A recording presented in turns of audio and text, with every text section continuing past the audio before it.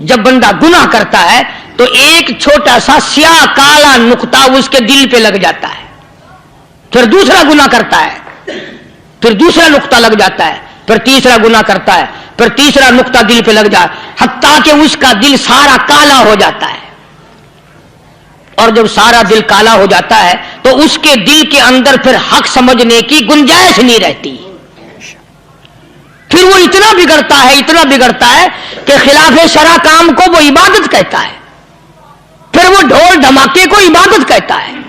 پھر وہ چمٹا کھڑکانے کو عبادت کہتا ہے، پھر وہ نشہ کرنے کو عبادت کہتا ہے، پھر وہ نماز نہ پڑھنے کو عبادت کہتا ہے، پھر وہ قرآن کے قریب نہ آنے کو عبادت کہتا ہے۔ حالانکہ بزرگوں کا یہ طریقہ کار نہیں۔ سائیں توکل شاہ صاحب سب کا جو رحمت اللہ علیہ، امبالے شہر میں مزار ہے، حضرت کے واقعات میں لکھا ہے کہ جب کوئی عالم، جب کوئی قاری، جب کوئی بزرگ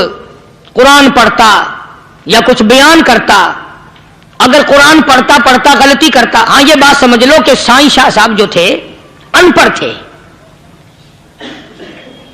عالم نہ تھے، پڑھے ہوئے نہیں تھے، لیکن اگر کوئی قرآن کی آیت غلط پڑھتا تو سائیں شاہ صاحب جو تھے وہ کہتے کہ تو نے غلطی کی ہے،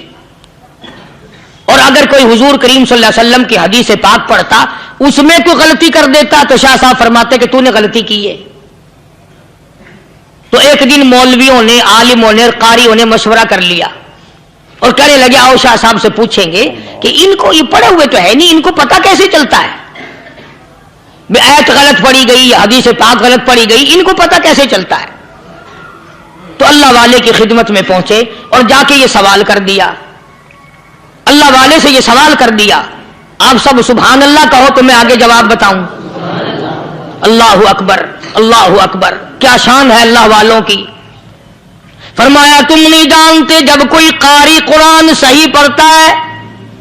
عالم حدیث پاک صحیح بیان کرتا ہے، میں دیکھتا ہوں، میری آنکھوں کو نظر آتا ہے، اس کے سر سے لے کر آسمان تک نوری فرشتوں کی قطار بند جاتی ہے،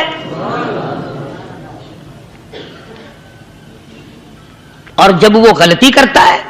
تو وہ قطار ساری رخصت ہو جاتی ہے، وہ قطار ساری چھٹی کر جاتی ہے، میں سمجھ جاتا ہوں کہ کوئی غلطی ہوئی ہے۔ یہ ہے اللہ والوں کی باتیں جو ہم لوگوں کے کام آنے